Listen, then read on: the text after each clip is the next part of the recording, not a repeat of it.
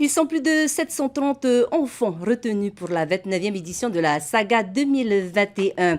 L'événement attendu chaque année avec impatience se tiendra du 27 juin au 1er août sur le site du Mutu Ovini à Papeari, une édition particulière à mettre en place en raison de la crise sanitaire.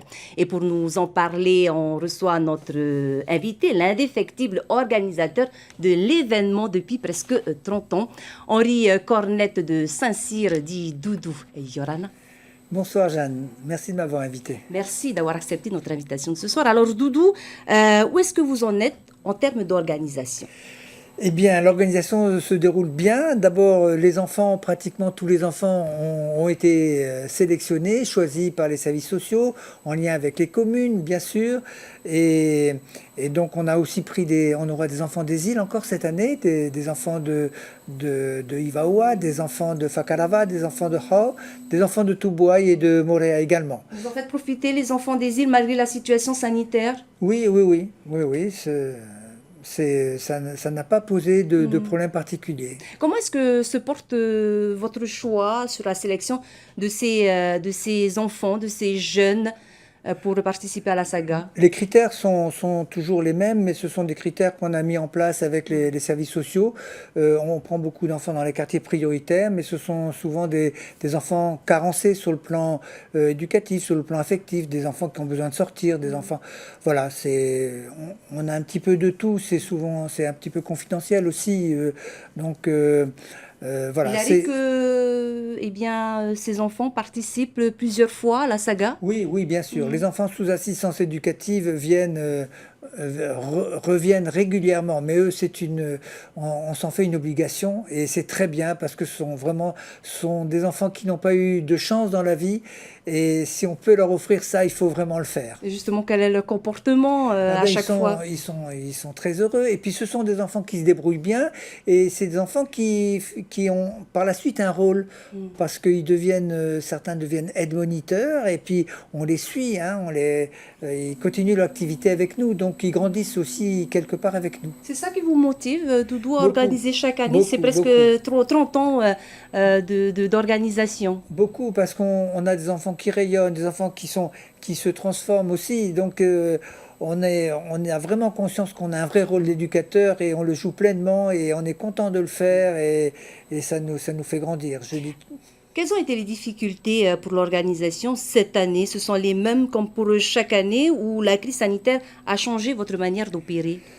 Eh bien, on est passé en dehors des gouttes, on a eu de la chance par rapport à ça.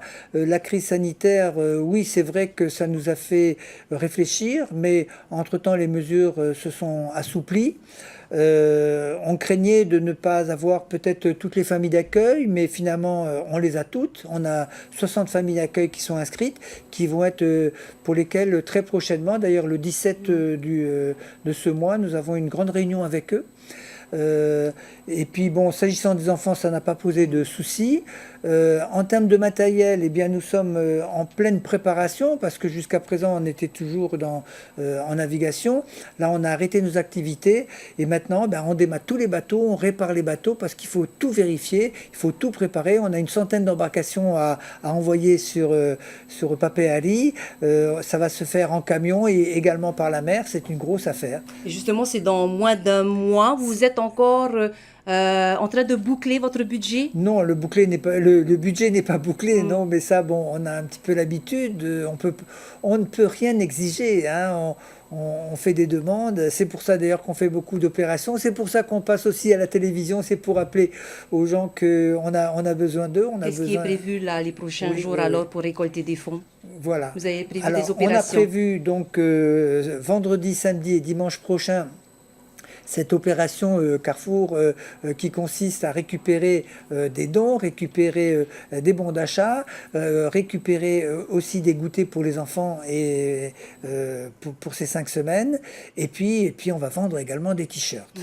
C'est un budget énorme. C'est un budget, oui, de plusieurs millions, de plusieurs dizaines de millions, oui. Un dernier mot à rajouter, Doudou? Oui, alors je voudrais d'abord remercier la Fondation Anna Veil qui s'est impliquée, qui a mis en place une plateforme de crowdfunding spécialement pour la saga et qui porte ses fruits. Il y a beaucoup de gens qui ont déjà fait preuve de générosité. Voilà.